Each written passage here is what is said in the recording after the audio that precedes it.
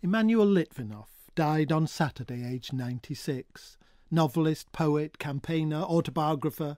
His journey round a small planet is a wonderful work. He was marinated in the East End of London, where he grew up in the 20s and the 30s. To mark the passing of a writer, and probably a way of being a writer, we invited into the studio earlier Patrick Wright to remember a man whom he knew. But we begin with Litvinoff's voice himself, reading his own poem. To T.S. Eliot. I am not one accepted in your parish. Blystein is my relative, and I share the protozoic slime of Shylock, a page in Stürmer, and underneath the cities, a billet somewhat lower than the rats. Blood in the sewers. Pieces of our flesh float with the ordure on the Vistula. So shall I say it is not eminence chills, but the snigger from behind the covers of history. The sly words and the cold heart, and footprints made with blood upon a continent. Let your words tread lightly on this earth of Europe, lest my people's bones protest. Emanuel Litvinoff, reading on television, hence the strings behind.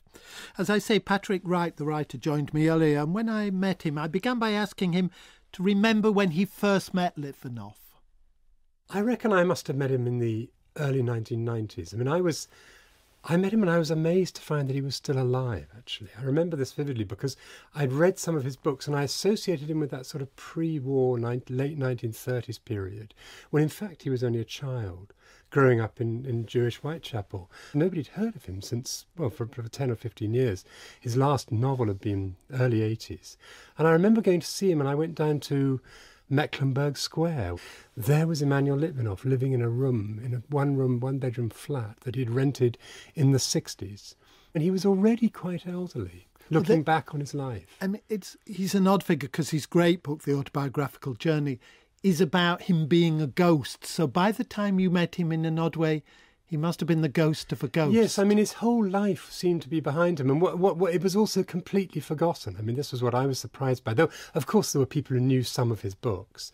But mostly he was a man who had done lots of rather different things. And none of them had really seemed to be connected. So, for example, he'd launched the campaign for Soviet Jewry during that period when just at the last years of Stalin's life, it looked as if he was about to start murdering all over again. And he had written these rather wonderful Wednesday plays, which were often about borderlines. There was one about a man who kept a monkey, and others about people who were trying to rent rooms in situations where they weren't the right colour or shape or something. So they were all about things that didn't fit into sort of normal structures.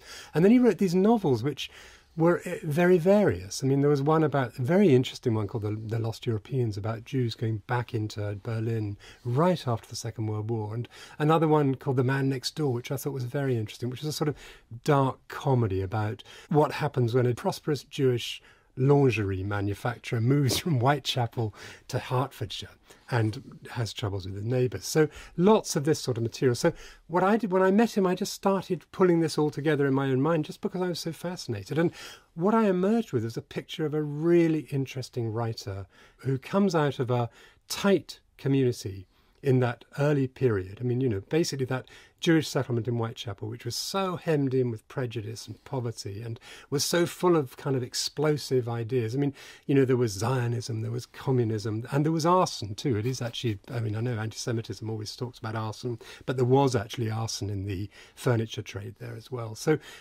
Emanuel Litvinoff comes out of that world and goes off thinking he's going to become a high writer, and then ends up becoming a campaigner and a manipulator, if you like, of various possibilities. So I always thought of his career as the most perfect reflection of what that world was about. In other words, he would always say, I remember he once said to me, I said, you know, you sometimes talk about yourself as if your career was a failure. And he said, well, yes, it was. But then George Orwell did once say, every man's life feels like a failure from inside. And that was the kind of person he was. He had a young son called Aaron, very late in life. And I remember him, I once said to him, why didn't you write another book after 1983 or whenever it was? And he said, oh, it's so much work. He said, it almost kills me to write a book, and I've got a son to live for. And I remember him saying that very vividly. And he didn't write another book. Patrick Wright remembering Emanuel Litvinoff, who died on Saturday.